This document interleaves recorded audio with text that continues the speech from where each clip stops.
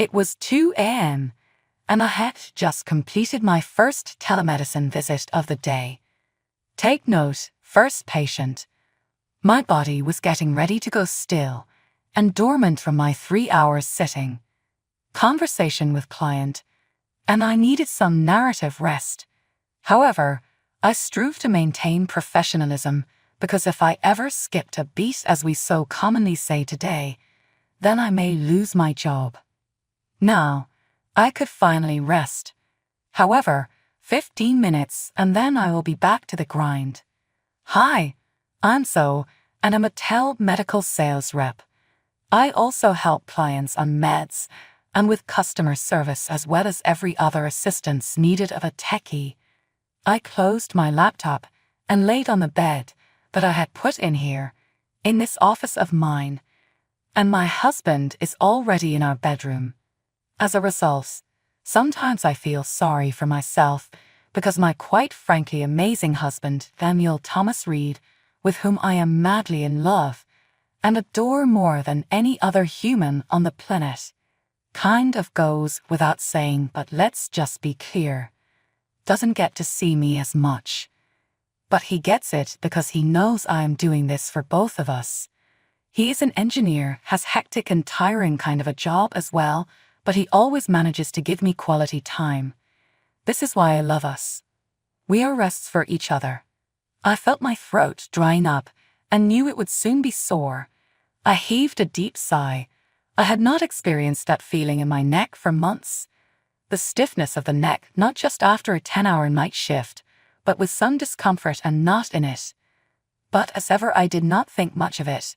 I care less of how my health is because I am busy trying to make something out our finances. But the soreness has slowly been transforming itself into pain, and it become chronic over time, which isn't too funny. I have a persistent, gravelly voice, and I feel it affects my job slightly. When I talk a lot, my throat gets dry, and on top of that you can hardly understand me because my voice got almost inaudible. Maybe the other person was facing it difficult to listen. I am always talking to my husband about how I feel, and he is constantly insisting that we go back into the hospital. But I am scared to find out what they are actually thinking. Or maybe I'm just jaded from working in medicine, but this one is probably still treatable. But also in the back of mind is, this too could be cancer, and I know it isn't. I would suffer, and the co-payments for what medical treatment I could afford with my mind as well have a major falling out. My family needs me. But for as unwilling I am to attend this ailment of mine, which will not die it seems, and is now a bothersome bastard dangling before me in the mirror on most days, taunting its own existence, he clearly wants me worried about him, because pretty goddamn often too. And how? Hence I sat down with one of the MD. I booked an appointment here fast. The next morning arrived and I woke up early to visit the hospital where we went there. Me waiting for my name is got displayed on screen in front all who pass through that chamber as patients come out days pack, which their turn takes about. I parked myself awaiting the results again following my array of tests. The nurse called me to repeat the message that she received from the doctor. I was fidgety, my hands clenched on the edge of chair in doctor room. The best, or worst, part of all this is I am 2 months away from knowing what or who exactly we are, and yet the sheer terror in asking leaves us silent. I am scared because I know this is way too away from the normal. Dr. Reynolds, a middle-aged male physician, stood there with concern evident in his eyes. My heart was pounding away. I'm so anxious. So I have your test results, he said softly. The lump in my throat expanded, beating against me with all 4 sets of limbs as my eyes flashed wide and hungry. What is it, doctor? What's wrong with me? Dr. Reynolds sharply exhaled, a sure sign of bad news on the horizon. Biker bod. Zoe confessed she nearly came off her bike when Tanya gave the details through telling So your pathology has come back, followed by that all of them had come up cancer. It's spread out everywhere between stages 3 and 4. Rugby league football logo, sexism in advertising era, Ice Cube Sunday marketing, brand fashion, runway photographer, lizard sweatshirt, baby Jesus, Nintendo accelerometer, ruined, eject headphones, opera wig, drip squirrel, Wine bottle, corset, jewel, ored horseshoe, timeless design, pop, introduce, apple, raft, playoffs, butterflies, go, window, nips, tux, frog, impressed, bridesmaids, front, flip, big bang, birth, universe, pinball, festival, redux, rub, entrances, explanation, depicts, smiles, sand, volume, ram, circle, spectator, whatsoever, bench, sink, mahogany, watching, penetrate into silk. Also, you have thyroid cancer. I went as white in the face, my eye misting. This is not real. My hands were shaking, I mean literally trembling. I am so shocked. I thought it might be worse, but I never could have imagined that this level of hatred existed. Stage 4 thyroid cancer. How? How did this happen? I whispered to myself. Dr. Reynolds took my hand, an even taller man with these rascally eyes of pity. It may even be correlated with your work routine as a home-based medical representative. This is an exposure already. Asesoramiento. It sounds like your car was a silver Acura. Am I right to assume this is what you said? Your eyes locked on mine, fixated as if they paused time for just one of us while motion continued elsewhere. My head started spinning and suddenly protecting my family flashed in the back of my mind. I could never stop working. How will I look after them? I just feel like I am leading them both to pain. Suddenly, my eyes were watering up. Tears had started falling, and I just couldn't stop shaking. Doctor, what about my family? Oops. I don't want them to suffer. Can we keep this a secret? I could see the empathy in Dr. Reynolds' eyes and knew she had her reservations about my safety net as well. He heaved a deep sigh. So, I know you're nervous and it's hard to ask for help during this difficult time, but set on click listener, they can give you the emotional support that will be necessary for your forthcoming treatments. I hesitated. I fell into a bind in that I wanted to shield my family and also be able to obey what the doctor told me. Thank you for your concern, doctor, but what my husband doesn't know won't kill him. If only to not let him concerned or suffer the costs of it. Or should I tell somebody else? He nodded. Dr. Reynolds, regarding my petition, and the gravity of what I did was not lost on me. It started to sink in. I do not want my husband to feel overloaded. I don't want him to start stressing about me. What about our future? Commanded by I understand, so, if that's what you want then, remembering that sharing the weight can be a powerful form of strength. If you choose someone that you trust, then this quest will feel supported. I nodded, but I knew what my decision was. My husband will never get to know about this. Thank you, doctor. I believe there is a person whom I feel comfortable talking with. Dr. Reynolds just smiled at me in a conciliatory way, which told me he understood and respected my decision. So, I am here for you when you need support or to ask me questions. Don't hesitate to reach out. I caught a sorrowful glance from her. We both knew the road ahead. Not all women are so lucky to have a doctor as respectful, or good for that matter. After loving me for so many years, I know my health is the last thing he would ever want to hurt. I remember going home that day, my mind was racing. So many thoughts were there in my mind related to health, career, family, and expense. So since there is no one I want to talk with at the moment, I will tell Claire about it as she can help me, and hopefully King wants to. My living room pacing to the rhythm of that piece of paper with my cancer diagnosis. We texted her vital information, and then I waited for the sniper. Inhaling deeply, I nervously picked up the phone to talk to my mother-in-law. She walked into the room, and she saw right through my sickness. The concern was evident in her eyes. So, is there something wrong? You seem anxious. Claire, there is something I must confess to you. You know what is vital, and I hope you recognize. That is until my mother-in-law plopped beside me. She heard the tone in my voice, so I knew she realized it was serious. Of course, Zoe. What is it? You can trust me. I gripped the paper of diagnosis and drew her eyes to it. She leveled a studious gaze on it. I was well aware of her curiosity. Then I went to the doc, and they found something. I have thyroid cancer, Claire. It is on the verge of its fourth phase, essentially. The Disraeli gasped, a hand flying over her mouth in shock. She wrapped me in her arms and gave me a squeeze. Oh my dear, I cannot believe it. How How did this happen? And then I started to cry and my throat got all thick. I'm not going to be 100% sure, but exposure of radiation in my job has probably had an effect. Especially you, there is something I need to talk about with Claire. I do not want to lay this news on David. He has a lot to do as is. I would be concerned about the dollar. Claire took me by the hand and gave me some words of comfort. So, I hear where you're coming from and will honor that. Trust me, I will be with you throughout this rough patch. I had tears of gratitude in my eyes. It was like a warm wave of release. My mother-in-law is the best. I was right in confiding everything with her. Thank you, Claire, for filling the role of my mom now that they are gone. I know that you are the one I can rely on. I've made a decision, though. But in 2 months, I will be undergoing chemo while acting like this is a company trip. My husband has enough to worry about or suspect. I do not want him worrying over what may be fiction. Claire gave me a sad but knowing look. That is what I wish she could help me with. She came to my rescue again and replied with a quiet voice. I sighed wearily, too tired of the deception to care. Then just promise me one thing. If it gets to be too much for you, rethink things and come clean against your husband. I nodded, tears flowing behind checks. I promise, Claire. I'm protecting them for now this way, but if it gets to be too much, I would absolutely share the truth. And she gave me a warm hug that was so comforting. We will get past this, gels. I got you every step of the day. Clutching one another within tightly, we both appreciating the difficult path that lies ahead.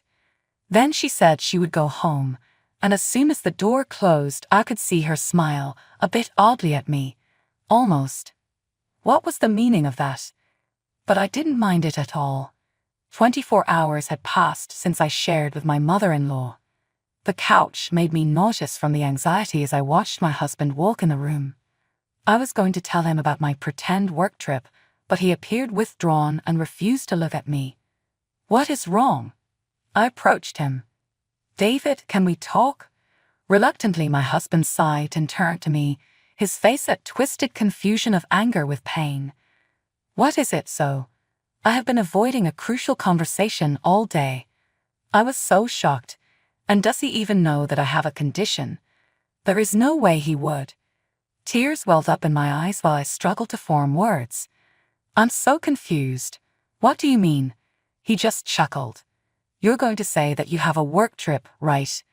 I looked at her in utter astonishment. Shit, what if he'd said no? Okay, silence means yes. With the one you are cheating on, do you love him? You are lying to me? I didn't even know that you could lie. You are so cruel. I was so confused. Or did my mother-in-law betray us and lie? How dare she? Before you listen to the recording, I want you to know, it did not happen that way. It's a lie, David. Please believe me. My husband raised an eyebrow, obviously part mocking, and said, A lie? Well, that's a new one. What in the world could be so important that you would lie? And I remember breathing deep not to cry. Claire, I am telling you the true story of how, for some reason known only to God, your mother lied. One where my doctor and I were having an affair, another about me wanting to leave you. It's not true, David. I would never hurt you like that. The skepticism on my husband's face with eyes widened obviously shocked him. He gave me the look like I had said something so vile. My mother, what would possess her to do something like that? You're bad-mouthing her. How can you be this cruel to paint her as a villain when all she ever did was love and understand? You are the one that had an affair here. So I broke into tears, mad. How do you tell him everything without saying that I have cancer? Please, this is so hard. You don't understand. I hesitated with my voice shaking as I told her about the heart-wrenching betrayal of mother-in-law. Why is she so twisty in my words? I was loyal to you. I fucking love you, and now I am going to find out that you are cheating. How dare you? He knocked over the items on the bedside table. It made me jump and I actually gasped.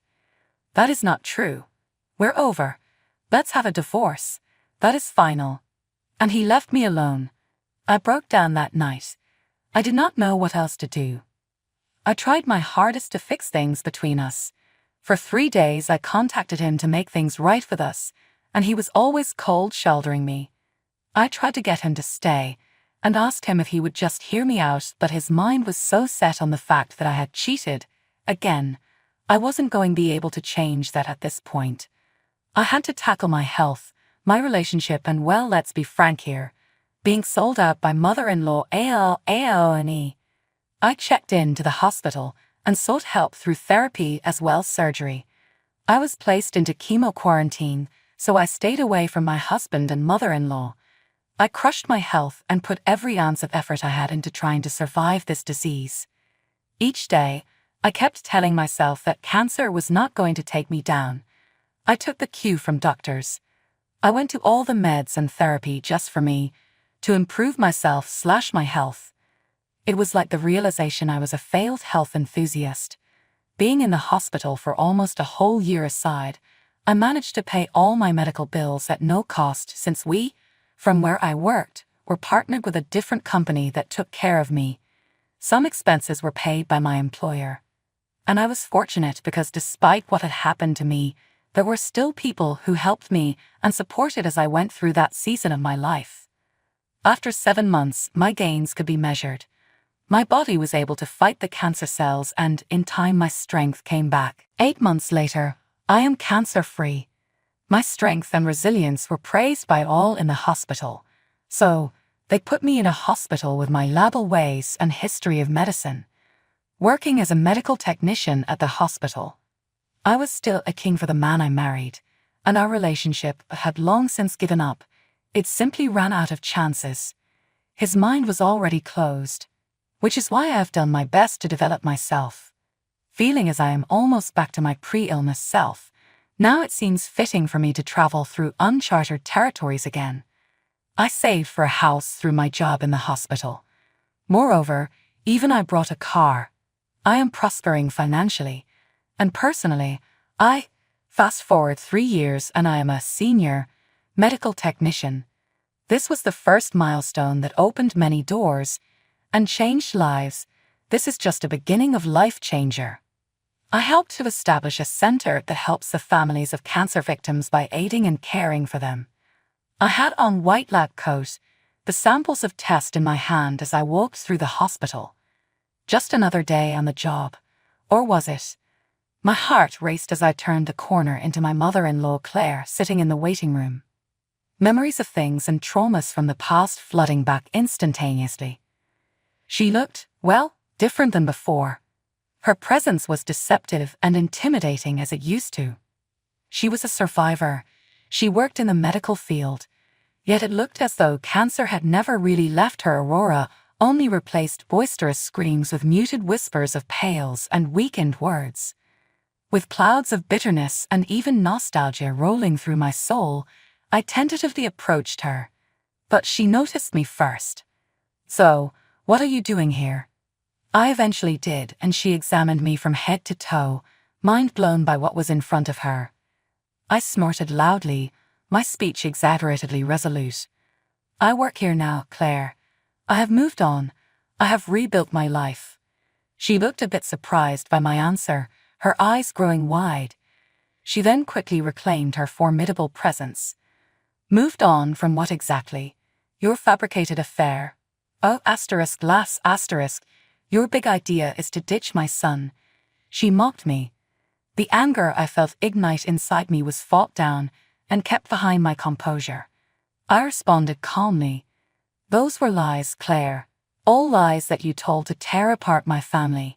We know the truth, and yet you still lied. But it didn't work. I survived. For a second, Claire hesitated and the smug look was replaced with guilt. I did the best I thought for my son. I ventured out to my own defense, knowing by then I was not defending me but him against future hurt. The pain of her betrayal came back, but I tried not to dwell on it. And she could not control me. You hurt us with your misguided attempts at protection. What you did to me is unforgivable, and is something I will never forget. It was clear Claire felt both guilty and sad as she struggled for words. You will never have a family, your son too. And then I turned to leave her behind, before she could explain anything. Within the year, I discovered that she was on chemo for cancer. And when she was admitted in the hospital, poorly I told Flickr to my director himself about the traumatic flashback that I had because of her, then asked that young female doctor from above for remain his blood lab assist. And I wanted to let her know that my best revenge against all the terrible things she did to me is none other than being successful. My husband never once visited while she was in the hospital. And when I would go in her room to check vitals or change a dressing, all she did was bitch at me for no reason.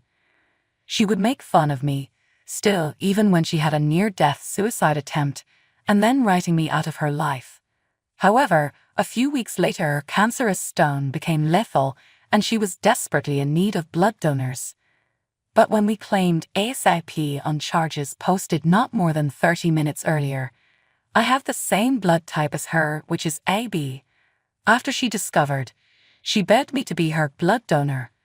Claire was in a hospital bed, palming, weak, and she needed blood like *Sep23*. Claire, palming at the hospital bed. Blood compatibility, Liko from Papua, need blood. I crossed my arms over her and sighed with disgust, appalled at what she had done. So, please, I need a blood transfusion. Your blood type is AB. I am the other one that matches it. AB, please help me.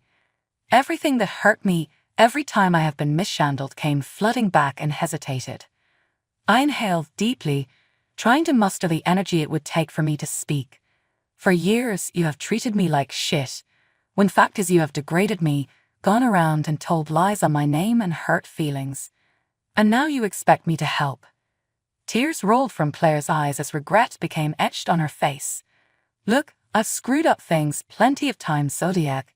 I cannot change my behavior, however desperate now. Please, I cannot stay alive without you. Although you have a heart of stone, I am not so cruel as to refuse the assistance that your condition demands. I hope you feel better, but don't think that when you're well this will be over for me and your son.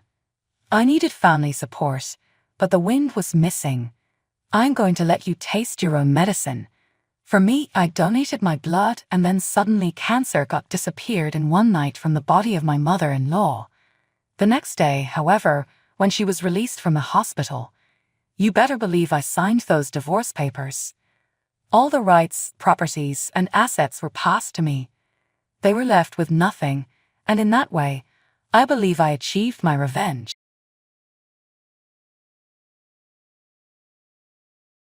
Hello, I'm Ally, a 29-year-old woman.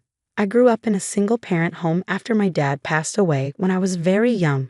My mom never remarried and worked tirelessly to feed and clothe me. She never hesitated to share her struggles with me, which made me feel deeply indebted to her, even when she treated me poorly. My mom often complained about the hard work she put in to provide for me, yet she constantly criticized me for my weight. I remember the first time I felt self-hatred. I was 8 years old, and my mom caught me eating a bar of chocolate after dinner. She yelled at me, saying I was getting too fat and ugly for her liking. This only worsened as the years went by.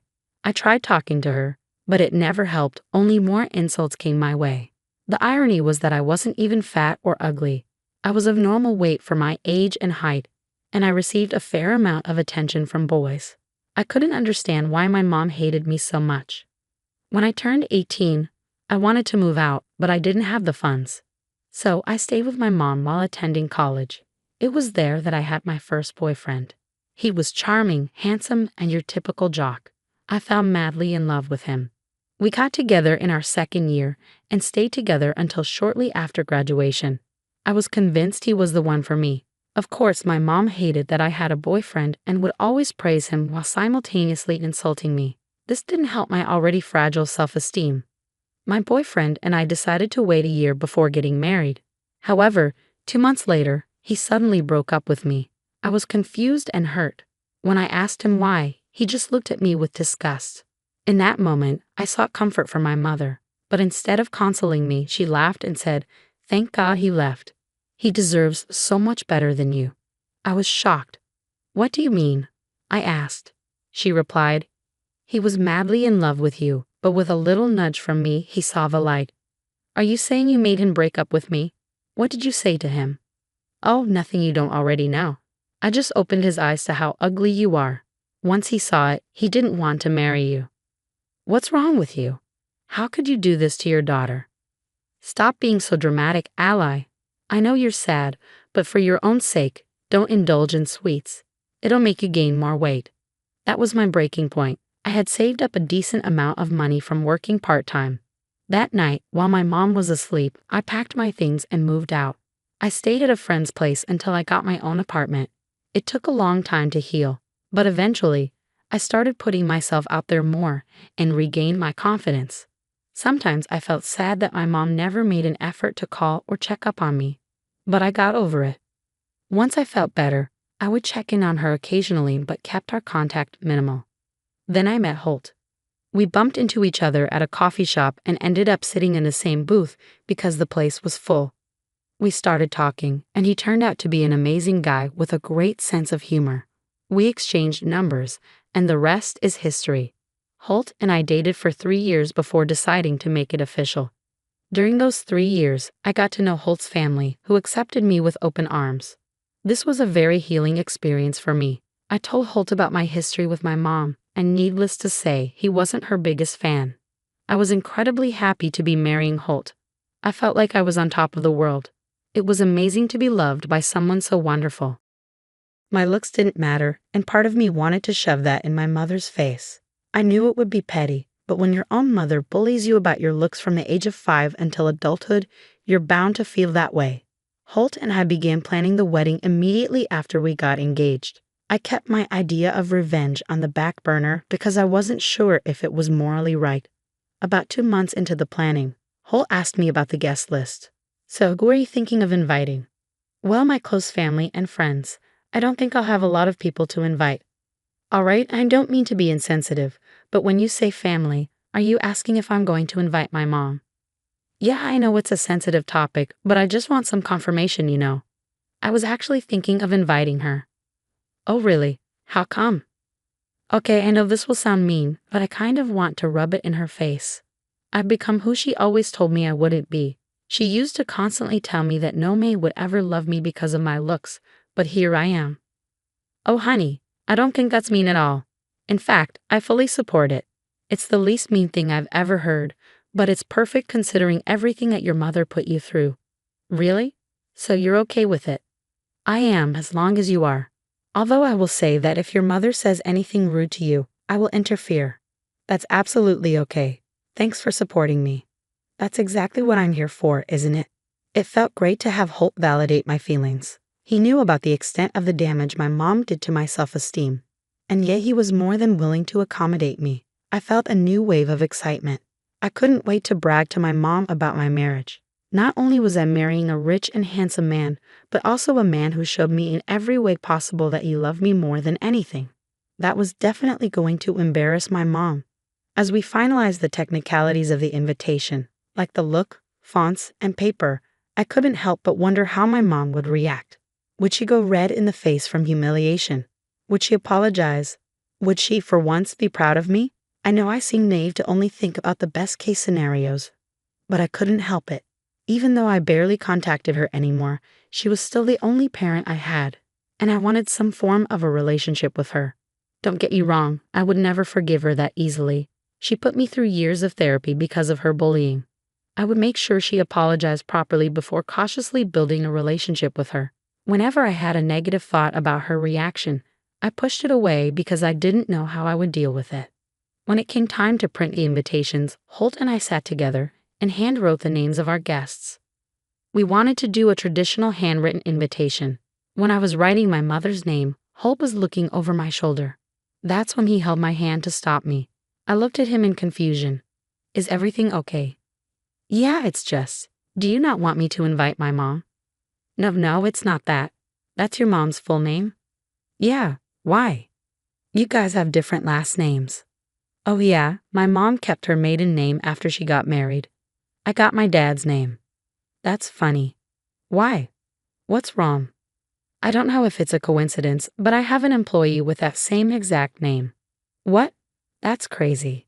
Yeah, she plans to retire in another year or 2. This is super weird. I mean, your mom's name and maiden name are not very common. Do you think? I don't know which company she works for, but do you maybe have files of your employees on hand or even a staff picture? Oh yeah, of course I do. Holt shot up from the couch and ran into his office. My heart was pounding. What were the chances? I had always believed the world was small, but for it to be this small was crazy. Holt came back with his laptop in hand, and we sat down together to find a picture of the woman with the same name as my mom. Thankfully, the company had just had an event recently and a lot of pictures were taken. Holt and I scrolled through the pictures before I finally saw her. It was my mom, laughing at something someone had said. She was holding a drink, laughing at something someone had said. I stared in shock for a couple of seconds before bursting out in laughter. Holt asked if that was my mom, and I confirmed it. He didn't know much about her beyond why I kept my contact with her minimal. We shared a laugh because it was truly amazing how the universe had aligned to put my mother in her place.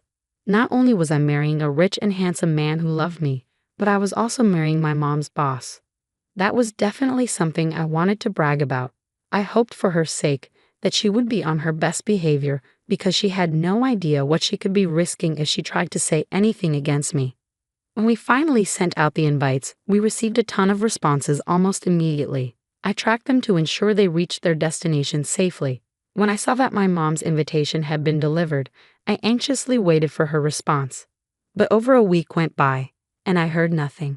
I began to lose hope that my mom would come to my wedding. I tried to tell myself it was no big deal, but she was my only parent and getting married was the biggest event in anyone's life. Of course, I wanted my mom there, even if she just sat silently. Holt could see that I was down and comforted me. He reminded me that regardless of whether my mom came, it would still be our day, and we would be surrounded by people who loved us. I began to feel better, but I wasn't fully convinced. Then finally, my mom's RSVP came in. She said yes. That was it, just yes. It hurt that she didn't even call to ask about who I was marrying or inquire about the wedding. But at least she would be there. I messaged her, asking if she would like to be part of the rehearsal dinner, and she replied with another simple yes. Having my mom there was a win, a small win, but a win nonetheless. I felt happy. On the day of the rehearsal dinner, I was a nervous wreck. Meeting my mom after 3 years made me anxious. I made sure my dress was perfect, my hair was in place, and my makeup was flawless. I couldn't help but think that I didn't even make that much effort for Holt. My mom walked into the rehearsal dinner and found me immediately. Holt was busy talking to someone else in the hall, so she didn't notice him. She made a beeline for me. My hands got clammy as she approached, but I calmed myself, reminding myself that I had the upper hand. She greeted me with a hug before looking me up and down and laughing. I felt myself shrivel up inside, like the helpless little girl I used to be. So who's the unlucky guy? I see you still haven't become skinny, so you must have found some ugly hobo. Mom, that's beyond rude. Oh please, whoever is choosing to marry you while you look like this must be clearly blind and very unlucky. Actually, I think you're the unlucky one, Quinn. Holt, what are you doing here? What do you think? Didn't his name look familiar to you at all? Well, yeah, but I didn't think. You didn't think what? That your daughter would be capable of marrying someone like me because you think she's too ugly? Or am I enough of a hobo to be able to marry your daughter? No, well, I didn't mean it like that. Look, you're on thin ice. It's bad enough that you've insulted me, but if I hear you say one more word against Allie, I swear I will make your life miserable. Okay, but I must say, Allie, you're an absolute piece of work for purposely going after my boss. What did you think it would do for you? Did you think I would go easier on you? I didn't purposely go after your boss. We only found out when we were sending the invite, but I did hope to mend our relationship. I guess that won't be happening. Enjoy the rest of the dinner, and I'll see you tomorrow. Holt and I walked away hand in hand. Once we were out of her sight, we dissolved into laughter. The look of absolute horror on her face when she saw Holt was unforgettable. I had hoped for a much nicer interaction, but seeing her put in her place was actually more satisfying. I was so caught up in my emotions that I didn't even notice Holt walk up to us. But I was glad he had managed to come right in time. The rest of the evening passed without any other incidents. The next day was hectic. However, when it came time for the ceremony, all I could feel was immense pride. Seeing Holt stand at the altar with tears in his eyes as he watched me walk down the aisle made all the hours of getting ready worth it. I happened to scan the crowd and spotted my mom. She noticed me looking at her and pulled a face. The same face she always made whenever she thought I looked ugly or fat. I stumbled for a second, questioning everything. I knew I looked beautiful, but seeing my mom's expression made me feel very insecure. I looked at Holt and all my doubts vanished. He still looked at me like I was the only girl in the room. Other than that, the ceremony went off without a hitch. Holt and I exchanged our vows through tears, and the crowd cheered as we kissed. On our way to the reception hall, I told Holt what had happened earlier. So something happened during the ceremony, I began. What happened? Are you okay? Holt asked, concerned. Oh yeah, I'm fine now, I assured him. Good, then tell me what happened. Well, when I was walking down the aisle and I stumbled a little. Yeah, I was a little worried. I happened to look into the crowd and saw my mother making the same face she always made to tell me I didn't look good. My God, what the hell is wrong with that woman? How could she do that to her own daughter on her special day? I don't know, but in that moment, all I wanted to do was run away and cry. But then I took one look at you and felt all right. That's right. If your mother does something like that again, just look at me. You're beautiful and nothing your mother says or does will ever change that. Thanks, I needed that. And I was serious when I said I would take action if your mom did something against you again. Now that I know just how much leverage I have over her, you best believe I will make sure she learns her lesson properly, and I'll be okay with whatever you do. The reception started off well. We began with dancing and drinking, and everyone was having a great time. Holt and I greeted all our guests and had conversations with them. I found myself feeling better with each interaction. At some point, I saw my mom walk into the hall, but she ignored us and went straight to the bar. I felt a little bad, but figured being ignored was better than being told I looked ugly again. So I let it go. Holt kept me by his side the entire time, which I appreciated because it was a great distraction. Finally, it was time for the toasts. Holt started with a heartfelt toast to us and our relationship, which made me cry. I followed with my own toast, and I was happy to see that I made him feel the same emotions he made me feel. If there was one thing to mention about the toasts, it was that with every toast made to Holt and me, my mom scoffed. She received a lot of dirty looks, but that didn't stop her. At some point, she stood up and said she had a toast to give us. My heart dropped. I knew my mother, and I knew how evil she could be. I knew this would not end well. Holt held my hand, and when I looked at him, his jaw was clenched. At least we both felt the same anxiety at that moment. My mom began talking about how I was undeserving of Holt. She praised Holt for being a great boss and a wonderful man, then conveniently brought up that he was her boss. When she spoke of me, she kept talking about how ugly I was and how I should be grateful that Holt even spared me a glance. I felt sick. How could she say that? Holt looked like he was going to burst a vein from how hard he was restraining himself. The rest of our guests looked appalled. Finally, when my mother finished her awful speech, she sat down with a satisfied smirk on her face, happy with the reactions she got. Thankfully, the rest of the evening proceeded without anyone mentioning what my mom had said. Holt and I tried our best to put it behind us for the night. Even when we got back home, neither of us spoke about it.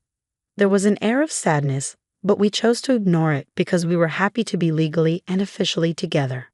The next day, Holt left for work. He told me something urgent had come up, but promised to be back by noon, so I didn't mind. True to his word, Holt came back home by noon, and we settled on the couch to watch some of our favorite shows. An hour later, I heard banging on the front door, along with my mom yelling for me to come out and open the door. I was confused and looked at Holt, sensing his urgent business had something to do with my mom. I walked to the door and opened it. "You absolute wretch. What did you say to him, huh?" she yelled. "What do you mean? Don't play dumb. You made him fire me." "Holt fired you." "Yeah, and I'm sure it's because of something you said. You're so stupid you never know what you say." "I'm going to have to stop you there, Quinn," Holt interjected. "I don't think I need to remind you of your speech from yesterday. You praised me and completely dissed your own daughter, who is my wife. How did you possibly think that was okay? I told you I'd make you regret it if you even said a word against her." "Whatever. You can't fire me for that. I'll sue you. You've also been highly negligent with your work. I was going to fire you anyway, but kept you for a few months only because you are Allie's mother. Since you have no respect for her, I see no reason to help you out. Now, if you'll excuse us, We're busy. Goodbye. I couldn't believe it. Holt stood up for me in a way I hadn't even considered. Holt held me in his arms as I cried. I finally felt free. I felt valued and respected, and I knew I never wanted anything less than that from then on. I didn't care to find out what happened to my mom after that, and neither did Holt. The two of us continued to live our lives in blissful ignorance of her whereabouts. I've learned just how important it is to have and enforce your boundaries. Don't let anyone treat you like you're worth nothing because, to someone else, you mean the world.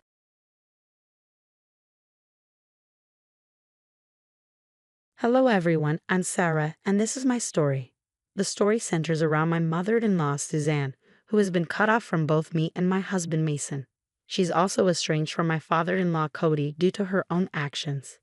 Let me tell you how it all happened. Buckle up, because this is a tale of serious karma. Mason and I have been together since high school. We were the quintessential high school sweethearts who made it to the finish line. Yes, Mason and I were deeply in love. My family adored him and welcomed him as one of their own. However, I hadn't met his family before our engagement.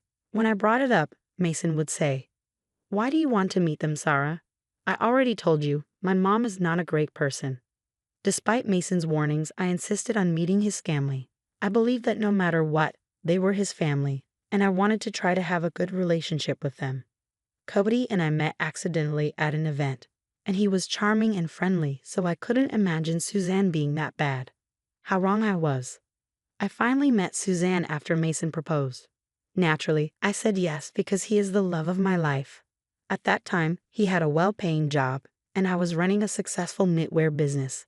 Everyone said I was talented, and Mason was very supportive. With everything going well, we decided to get engaged and settle down. When I knew I would finally meet his family, Mason was anxious, and I soon understood why. Cody and Susan invited me to dinner at their house. The perfect opportunity to meet them in person. From the moment I arrived, Suzanne's judgmental gaze made me uneasy. The real tension began when we started discussing careers. I mentioned, "I'm running a knitwear business. I learned the craft from my grandmother, and here's some of my work." Cody praised my work, saying, "That's some great work, Sarah. I had no idea you were so talented." Mason added, "She's good at this, isn't she? I keep encouraging her to expand her business." Suzanne, however, scoffed.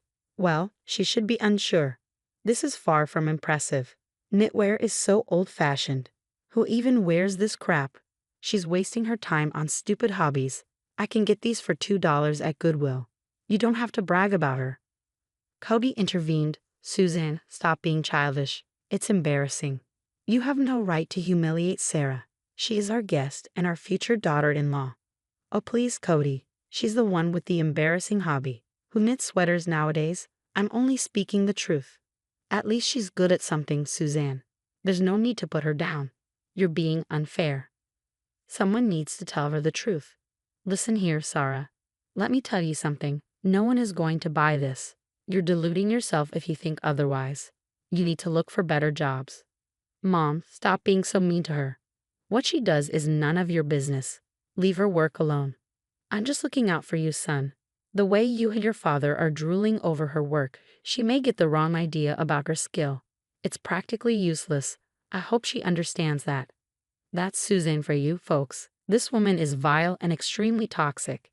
It was clear to everyone that she was jealous, though I couldn't fathom why. I had gone to the dinner hoping to make a good impression on both Susan and Cody. While Cody took a liking to me instantly, Susan was hostile and mean. When we got home, Mason said, "Sarah, please don't mind my mother's words. She's always like that. This is exactly why I didn't want to introduce you to her." "It's okay, Mason. Maybe she just feels a little uncomfortable with me. Did I do something wrong today? She seems to dislike me a lot." "Babe, she's like that. She didn't like how Dad and I gushed over your business. She hates when someone compliments others. She's super jealous. That's one reason why we're not very close. I guess she sees you as competition now. But she doesn't have to worry about me. I hope she will understand eventually. I'll try my best to show her that I'm not competition." Well, that was super naive of me. Susan never changed. Despite my best efforts to reassure her, it only seemed to infuriate her more. She absolutely hated me and didn't want to be around me at all.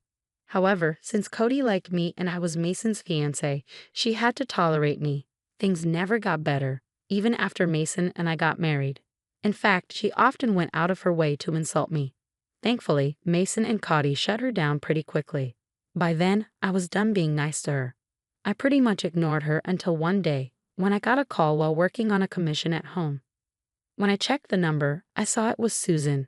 I was actually pretty surprised. Given the bad blood between us, I never thought she would want to talk to me. I picked up the phone and she said, "Hello, Sarah. I hope I'm not disturbing you. Actually, I have an order for you. You know my birthday is coming up." "Yes, I know, Suzanne." Cody called to invite Mason and me to the party. "What do you need help with?" "Well, I was thinking if you could make me a nice sweater. It's getting cold outside, and a light sweater would be a nice addition to my wardrobe." "Sure, Suzanne.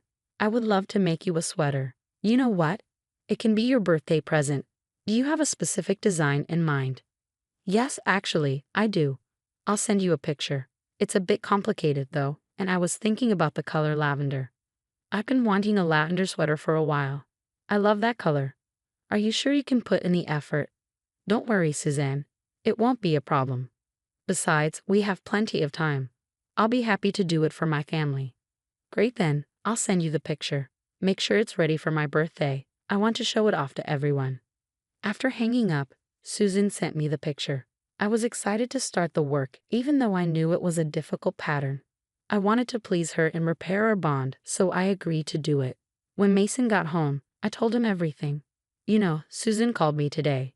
She said she wants me to make her a sweater. I think she's starting to come around." "Seriously? Mom asked you to make her one?" "Yeah, she wants to wear it for her birthday next month. She does want a complicated design, but I can finish it in 3 weeks." 3 weeks? That's a lot of work, babe. My mom hasn't been nice to you. Are you sure you still want to do it? You can say no. I know, Mason. Frankly, I think it's a bit odd too, but I'm willing to give it a chance. Even if she doesn't like it, I can take it back and sell it. Keeping this in mind, I started working on the sweater. It turned out to be a difficult task due to the complicated patterns. I never showed Mason the final product because I wanted the birthday girl to see it first. I guess that was one of the many mistakes I made. Mason and I arrived early at Susan's birthday party. It was a grand event organized on the lawn of their home. Several family members and friends attended, and everyone was truly enjoying themselves. I handed Suzanne the gift and said, "Happy birthday, Suzanne. Here is your gift. Why don't you open it and see if you like it?" "Thanks, Sarah. I'll open it when everyone arrives. I want everyone to see what you got me. I bet they'll be jealous." "Sure, if that's what you want. I can't wait to see you wear it." Back then, I had no idea why she was stalling with my gift. She opened all the other presents but kept mine for the end. When everyone had arrived, she finally turned to the group and said, "I see that all of you are here. As you know, Sarah here likes to do some knitting in her spare time. I don't know if she's good at it, but we will see in a while. Let me just open her gift and find out." "Show us what you got. I'm sure it will be beautiful," someone chimed in. Susan opened the gift and saw the sweater. Everyone started murmuring praises, and I felt very happy. However, Cody and Mason looked a little confused. "Sarah, why did you give Mom a lavender sweater? She hates the color," Cody said. "Wait, what? I'm confused. Does she hate lavender?" "That can't be true," I replied. "Yes, she really does hate that color. Don't worry, it was an oversight. The sweater is super pretty though. I see you put in a lot of work," Cody reassured. "Yeah, she actually spent 3 weeks making it. I saw her struggle a lot but wanted to make it perfect," Mason added. "Well, this piece is trash. First of all, everyone knows I hate the color. She shouldn't have used it. Besides, I don't even like knitted wear." "Don't worry, I know exactly what I need to do with it," Susan said. Suddenly, Susan took the sweater and tore it apart. I was in shock, and so was the whole table. Honestly, it felt like someone had stabbed me in the chest. 3 weeks of hard work just went down the drain. My work was ruined and my heart broke. I could feel tears in my eyes. Susan looked satisfied with her work and smirked at me, saying, My, will you look at that?" I thought the color was horrible. Turns out the quality is equally bad. Good thing I tore it before someone saw me with this ugly sweater. Now I don't have to wear this hideous lavender thing. Why the hell would you do that? How can you be so heartless? I spent 3 weeks perfecting the design. Do you know how complicated this design was? How could you just tear it apart? I cried out. Like I said, I didn't like the color. It looks disgusting. I'm not an old lady who wears lavender. You should have thought about that before giving me that monstrous thing, Suzanne replied. Mom, you could have just returned the sweater. Why did you have to destroy it? That was horrible, Mason said, visibly upset. That would be dramatic, son. The sweater was clearly of cheap quality since it tore easily. I did myself a favor by getting rid of it. Your wife should have known better than to give me this atrocity, Suzanne retorted. I know the color is not your favorite, but you could have told her that, Suzanne. There was no reason for you to destroy the sweater, Cody added. I don't care if she didn't know I hated the color. She deserves this, period, Susan said coldly. Hearing those words made me absolutely furious. I couldn't believe the audacity of Susan. I understood that she planned to humiliate me all along. She made me work on the sweater so she could embarrass and laugh at me, but no one else was amused. Everyone looked horrified. Even Cody stared at the destroyed sweater in disbelief. That's when I knew it was time for revenge. I wiped my tears and took out my phone. Then I said, you have some nerve criticizing and destroying my hard work. I can't believe your audacity. You're telling everyone that you hate the color, but you are the one who told me to make a sweater in lavender. What?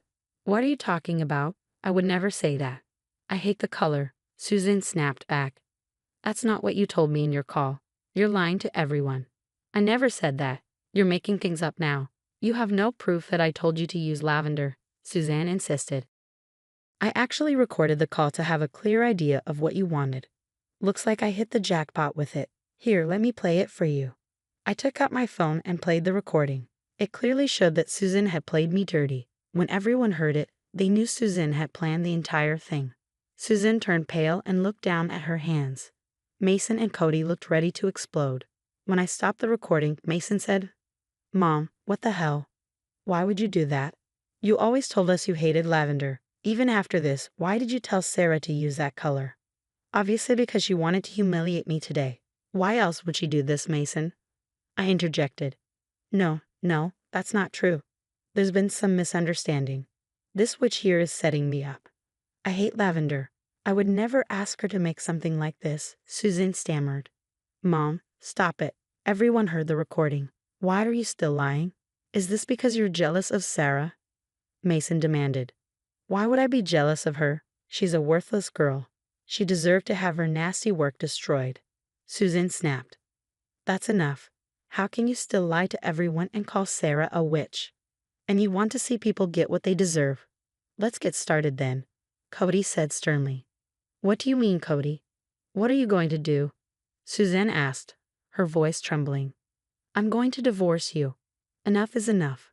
I've dealt with your jealousy and destructive personality for years. I literally begged you to stop and get therapy, but you never listened to me. Today you crossed the line. I'm done with you. No, Cody. Please, how can you say that to me? I'm your wife. You can't frighten me like that, Suzanne pleaded. I am not threatening you, Suzanne. I am serious about this. You won't be my wife for long. Now get out of this place before I say something stupid. Susan tried to argue, but no one would listen to her. Actually, everyone at the party started to berate her. Even her friends turned against her. It seemed she did have some good friends, but it also seemed they wouldn't associate with her anymore. Susan was crying and wailing at the top of her lungs. After some time, Cody gave her a stern warning and told her to go to her room. When she left, Cody apologized to me. I'm so sorry, Sarah. You got humiliated in my house. I shouldn't have let it happen. Please forgive me. No, Cody, please don't apologize. It's not your fault at all. This is all Suzanne's doing. I am at fault, Sarah. I should have dragged her to therapy or divorced her sooner. I kept enabling her, thinking she would change. Looks like it will never happen. This time, I won't forgive her. Honestly speaking, I felt bad for both Mason and Cody. Mason already didn't have a good relationship with his mom, and this event made it even worse. He told Cody that he wouldn't be in contact with Susan again. The people at the party supported both Mason and Cody. They even complimented my work and told me I had talent. I surprisingly got some new orders from them. Overall, the event went well for me. When we returned home, Mason reiterated that he would never let Susan come near us again. He also apologized to me because his mother had messed up big time. We talked about the issue and decided it would be best if we never kept in contact with Susan again. Cody followed through on his promise of divorce. Within a week, he had the papers ready.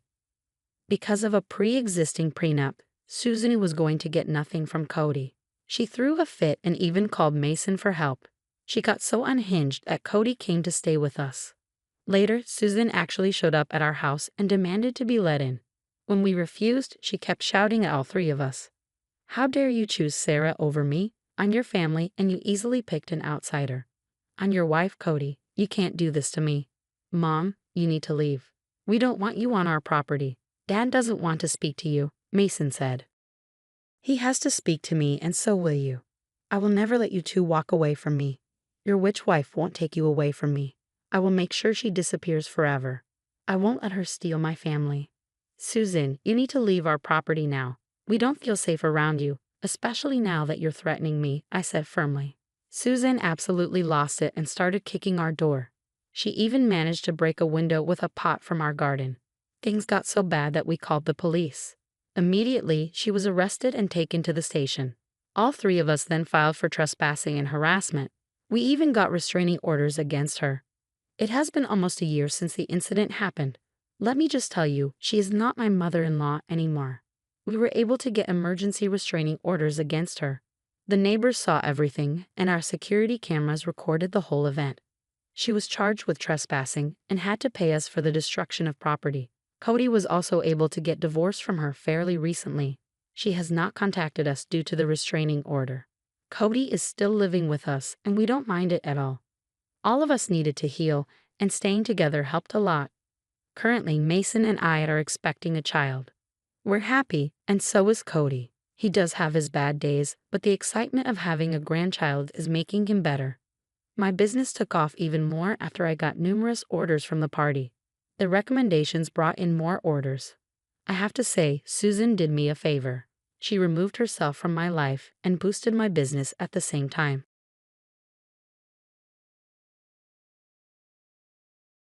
Hello, I'm Sandra, a 42-year-old woman who has gone through a lot in life. Today, I want to share how I became a single mom when my kids were very young. I met my ex-husband, Harry, through mutual friends. We hit it off pretty well. He was everything I had ever dreamed of. Both of us had good jobs and were financially stable. Though I had no contact with my family, Harry's parents welcomed me with open arms. He checked all my boxes, so of course I said yes when he proposed after 3 years of dating. Harry was always open about his desire to start a family. I wasn't the biggest fan of having kids, but I wanted to make Harry happy, so I agreed. However, once my kids were born, I knew I had made the best decision of my life. Initially, Harry was an amazing father and husband. He took care of us, sometimes to the point of neglecting himself. I truly thought I had hit the jackpot with him. But then, out of the blue, a couple of years after we had both kids, things started going downhill. He had a new coworker join his team, and they began hanging out a lot. From the start, I did not like the look of his coworker. He seemed like a bad influence. My gut feeling was right because pretty soon, Harry was ignoring me and the kids. He would come home from work and lock himself in his room to play games. I tried talking to him repeatedly, but he never listened. We would have heated arguments when the kids weren't around. He complained about me pushing too many responsibilities on him and being a nag. The thing is, I wasn't asking him to go above and beyond. I just wanted him to do something, considering he was doing absolutely nothing at that moment. One day, Harry asked if he could take the kids to the park while I was at work. He had a day off and wanted to bond with them. I was filled with so much joy at the prospect of Harry returning to his old self that I readily agreed, not thinking about my kids skipping school. While I was at work, my father-in-law, Dave, called me. It wasn't unusual for him to call and check in, so I happily picked up, but he sounded upset. "Sandra, are you at work?" he asked. "Yeah, is everything all right? You sound upset," I replied. "Well, Maria and I were on our way back home from the grocery store when we saw the kids at the park." "Oh yeah, Harry said he'd be taking them there." They were alone. Lacey was crying, and Jax was trying his best to calm her down. "What? Oh my God, are they okay? Yeah, we picked them up, and they're sleeping right now. Do you know where Harry is or how long they were there? Jack said Harry had taken them to the park around 10 in the morning, and we picked them up around 12. Apparently, Harry had dropped them off at the park and just left. That man is going to get a piece of my mind, I said, seething with anger. If you manage to get through to him, let him know that his parents also want to have a stern word with him, Dave added. You haven't been able to get through to him. Nope, his phone is switched off. Okay, I'll try to get a hold of him too. Until then, I hope it won't be an issue to watch over the kids until I get back. Of course not, honey. We'll make sure they eat when they wake up. Thanks a lot. I don't know what I would do without you two. I managed to stay kind and grateful even though I was raging inside. Once I was off the phone with Dave, I immediately dialed Harry. Just like Dave said, Harry's phone was switched off. I don't know how I managed to get through the rest of my workday. I kept making phone calls to Harry, but never got a response. Once I was done with work, I decided to go home first. I hoped that Harry was just at home playing some games. I know it's pathetic, but I still hope he had only left the kids in the park to play his stupid games. I called Dave and informed him about my plan, and he assured me it was all right. I didn't want my kids to see me getting angry at Harry if he was actually at home. Harry and I had been struggling for a while, but I didn't want my kids to think the toxic aspects of our relationship were normal. When I got back home, I immediately noticed something was different. The house felt emptier. I had a sinking feeling in my chest as I ran through the house, yelling for Harry, but he was nowhere to be found. With each room I checked, my panic grew. When I didn't see him, I went down to his den in the basement and saw it was completely cleared out. That's when I felt a full-blown panic attack coming on. Harry had an elaborate gaming setup, and I knew he wouldn't have moved it anywhere else in the house because we didn't have the space. I carefully walked up the stairs, feeling myself slowly losing my breath. When I got to our bedroom, I noticed all his clothes that had been piled in the corner of the room were gone. I went through his nightstand, and it was empty. Our shared wardrobe was also empty. The bathroom had been cleared of all his products. None of his things were there. He had left us. I was struggling to breathe. How was I supposed to raise 2 kids on my own? How would I survive on my income alone? If I had to pick up another job, I would have no time to spend with my kids. In my panic, I kept calling Harry. At that point, I didn't care about my dignity or ego. I was ready to beg Harry on my knees to come back. But of course, none of my calls went through, and my messages didn't either. I must have been blocked.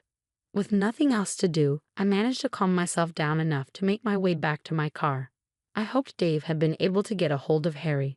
My heart raced faster as I got closer to Dave and Maria's house. I knew I had to put on a brave face in front of the kids. My kids greeted me at the front door. I hugged them and did a quick once-over to check if they were okay. They looked happy and fine, and I felt a little relieved. They told me all about their day, and for a second, I forgot about my huge problem. Maria sensed my unease, so she had the kids leave the room to play in their playroom. She came back to the living room with a glass of water. Dave, Maria, and I sat on the couch and began to discuss everything that had happened. Did you manage to talk to Harry? Dave asked. No, I don't know where he is, and I'm freaking out, I replied. What's wrong? I went back home, and all his stuff is gone. Gone? What do you mean gone? Gone as in there's no trace that he ever even lived in our home. All of his clothes, his toiletries, his gaming things, everything's just gone. You think he left you? I hate that he's done this. I'm going to teach him a good lesson if he does come back. That is not how I raised my son to behave, Dave said sternly. Do you have any idea where he may be? Maria asked. Well, there are his friends' places and some of his usual haunts, but other than that, not really. Okay, well, let's start by talking to his friends and then looking around the places he usually visits. If nothing turns up, we'll go to the police. I really did not want to get the police involved in this matter, so I tried calling everyone we knew. I even managed to find some of Harry's high school friends and asked if they had seen him around. Maria and Dave contacted their relatives and neighbors to find any information.